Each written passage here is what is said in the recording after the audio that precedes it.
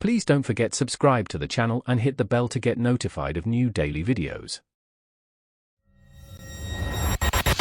My husband, Ian, and I, Bridget, a 30-year-old female, have been married for 6 months, and the last 3 have been a nightmare because of his mother, Winona, a 60-year-old female.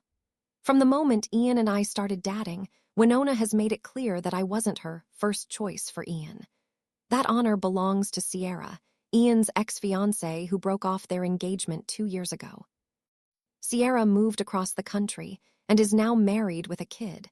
But in Winona's eyes, she's still the saintly perfect daughter-in-law who should have been part of their family. We just bought our first home together, a lovely little fixer-upper we're pouring our hearts into. Winona sees this as her personal decorating project, constantly gifting us things we don't need, or worse, trying to replace things we picked out. She'll say things like, "Oh, Sierra would have picked a much more classic sofa," or "This kitchen really needs an update. I can get you a discount on the cabinet Sierra used in her old apartment." It's exhausting.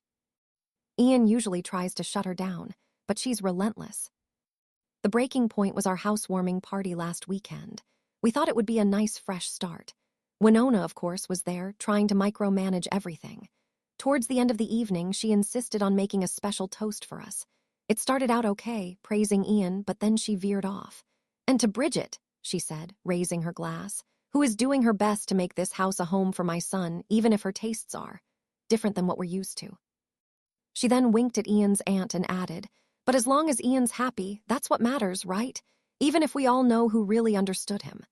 Before we could react, she then asked the DJ to play a song she claimed was Ian and Sierra's special song. The air went out of the room. Ian was mortified and quickly ended the party. After that disaster, Ian and I agreed we needed to set some serious boundaries. We talked for hours about how her behavior was damaging our marriage and our new life. Ian was so angry, seeing how upset I was. We planned to meet her together next week to explain our new boundaries. But today, Winona called and insisted we meet for coffee alone. "Just me," she said. "Woman to woman." I thought, okay, maybe this is a chance to lay the groundwork, woman to woman. I went, trying to prepare myself for another round of passive-aggressive comments.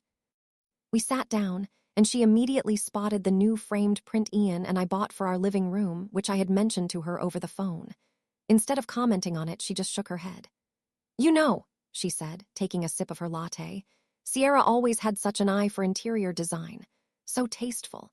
I remember when she decorated Ian's bachelor pad, it was immaculate.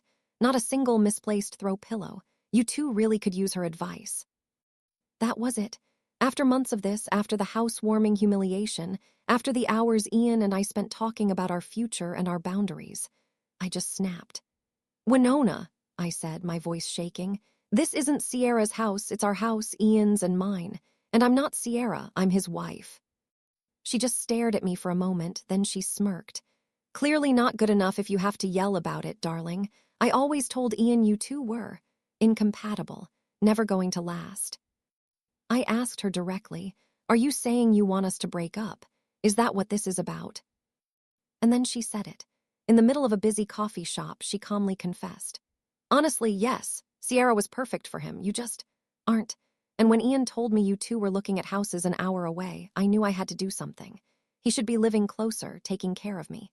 I thought if I just kept reminding him of what he had with Sierra, you'd eventually get frustrated and leave. Then he'd come home, where he belongs, and maybe realize his mistake and go find someone like Sierra again." My head is spinning. She literally tried to sabotage our relationship and our new marriage, not just because she disliked me, but because she didn't want Ian to move an hour away, and because she wanted to cling to the idea of Sierra. I am still sitting here at the coffee shop, trying to process this. Ian is at work, completely oblivious. How do we even begin to deal with this? How do we approach her, knowing her true motivations? I feel physically ill. The community would offer strong advice to Bridget, urging her and Ian to establish immediate and strict low or no contact with Winona, given her admitted malicious intent. They would emphasize the importance of a united front and seeking couples counseling to process the emotional trauma and build strategies for protecting their marriage from further interference. Prioritizing their own well-being and the sanctity of their home would be key recommendations. User Boundary Queen said, OMG, Winona is a classic case. You absolutely did the right thing by snapping. Her confession is horrifying but also a gift. You now know exactly what you're dealing with. Go NC or VLC immediately. This isn't about her missing Ian, it's about control. Protect your marriage and your peace. User Just Like My Mill said, oh my goodness, I can relate to this so much.